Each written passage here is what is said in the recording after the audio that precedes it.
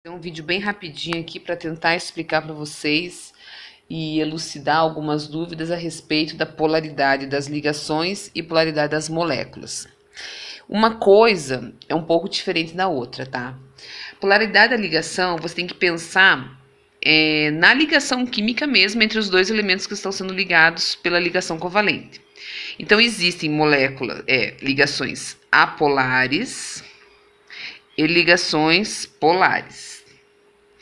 Basicamente, as ligações apolares elas vão ocorrer entre dois elementos que sejam iguais.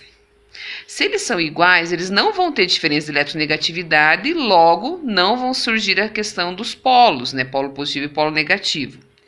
Já as polares vão ser entre dois elementos que são diferentes, que têm essa diferença de eletronegatividade, tá?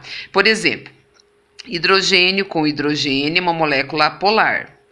Hidrogênio com flúor desculpa, eu falei molécula, mas é ligação. Ele tem a ligação polar nesse caso, porque o hidrogênio, por ser menos eletronegativo, ele vai ficar com um caráter positivo.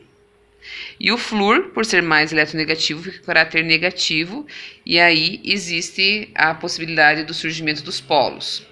Existem questões que você já deve ter observado no livro de vocês que pede para comparar em qual caso a ligação será mais polar ou apresentará um maior momento dipolar. Então, nesses casos, você sempre pensa naquela escala de eletronegatividade que começa com o flúor. Fui ontem no clube, briguei e saí correndo para o hospital.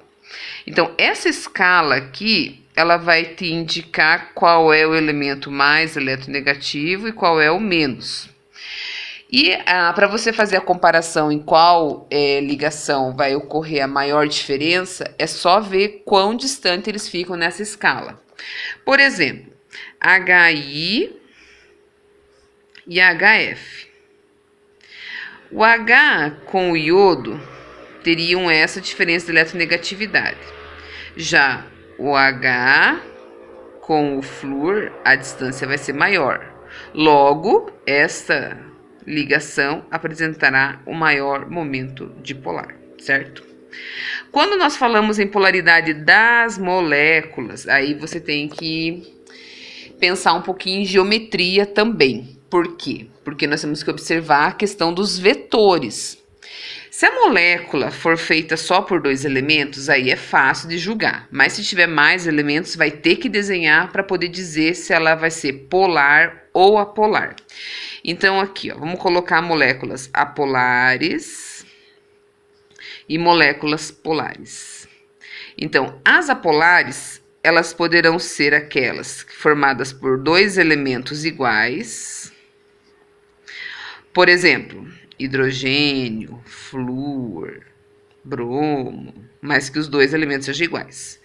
Se ela tiver mais elementos, nós vamos ter que desenhar a molécula conforme a sua geometria, traçar os vetores, e aí a gente precisa, né, com esses vetores, calcular a resultante.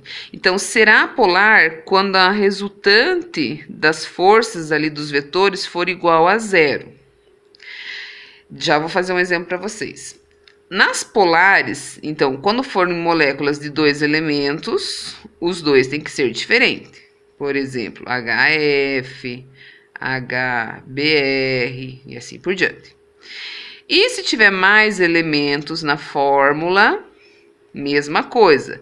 Você vai ter que observar a resultante dos vetores. Nesse caso, a resultante vai ter que ser diferente de zero.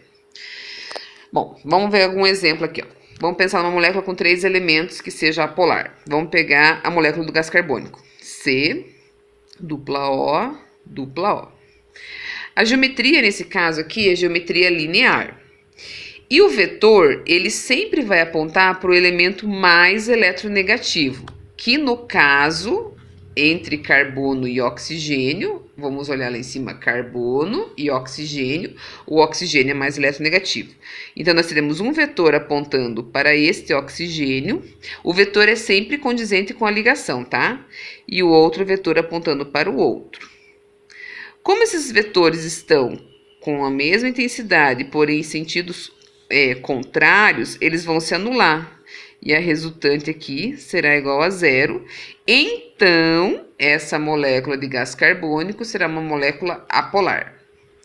Exemplo de molécula polar. Vamos pegar aqui o exemplo da molécula da amônia, NH3, que tem geometria piramidal por conta desses dois elétrons que sobram aqui em cima. O vetor entre o hidrogênio e o nitrogênio aponta para o nitrogênio.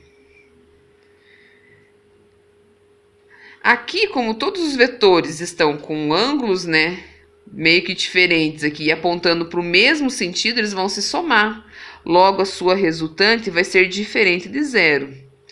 Então, o que você precisa pensar nessa questão de vetores? Você não tem que pensar em valor, quanto que vai dar. Você tem que pensar se anulam ou se não se anulam.